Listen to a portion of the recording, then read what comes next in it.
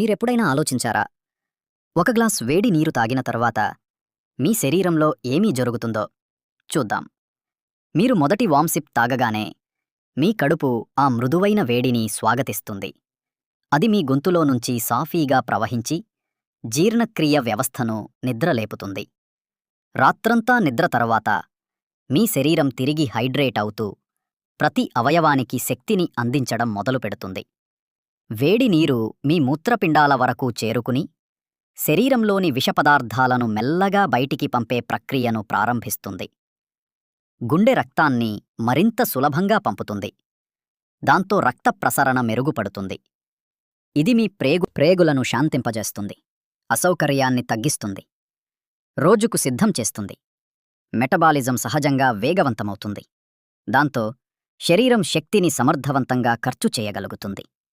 ఆవిరిలా ఉండే వేడి శ్వాసనాళాల్లో కఫాన్ని సడలిస్తుంది. శ్వాస సులభతరమవుతుంది.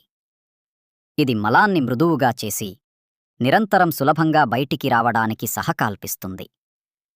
ఇకపై ఉదయాన్నే ఇబ్బంది ఉండదు. మీ కండరాలు సడలడం ప్రారంభిస్తాయి. నిద్ర వల్ల ఏర్పడిన గట్టిదనాన్ని తగ్గిస్తాయి.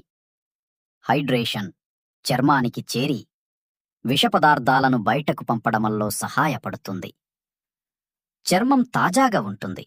మీరు ఎక్కువసేపు తృప్తిగా అనిపించి ఆకలి కోరికలను నియంత్రించుకోవడం సులభమవుతుంది. మంచి ద్రవ సమతౌల్యం వల్ల కీళ్లు నొప్పులు లేకుండా మృదువుగా సౌకర్యంగా ఉంటాయి. కాలేయానికి తగినంత నీరు ఉండుట వల్ల అది రోజంతా సమర్థవంతంగా పనిచేస్తుంది.